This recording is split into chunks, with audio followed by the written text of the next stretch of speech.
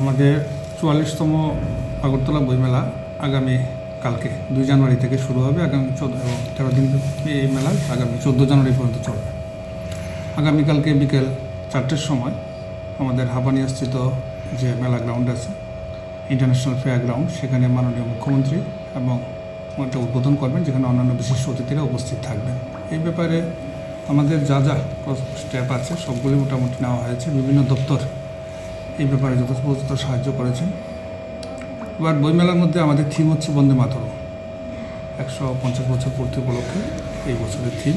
গত বছর আমাদের বইমেলায় বই এবং পাশাপাশি অন্যান্য স্টল মিলিয়ে মোটামুটি স্টলের সংখ্যা ছিল ১৮০। এবছর আমরা আশা করছি সেই স্টলের সংখ্যা গত বছরের থেকে আর একটু বাড়বে। এখন পর্যন্ত আছে যা আছে ১৮৩ বা তার থেকে বেশিও হতে পারে। একটা ফাইনাল পিকচার আমরা কিছুক্ষণের মধ্যে পেয়ে যাব।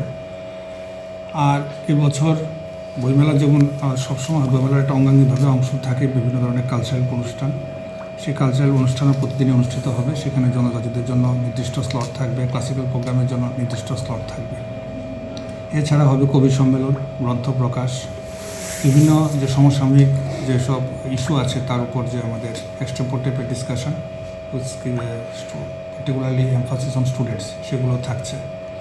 মূলত প্রশাসনিকভাবে আমাদের সমস্ত ধরনের উদ্যোগ নেওয়া হয়েছে। এর পাশাপাশি বইমেলার সঙ্গে যারা সংশ্লিষ্ট বিশিষ্ট ব্যক্তিবর্গ আছেন সমাজের বিভিন্ন ক্ষেত্রে, তারা এখানে অংশগ্রহণ করেছেন।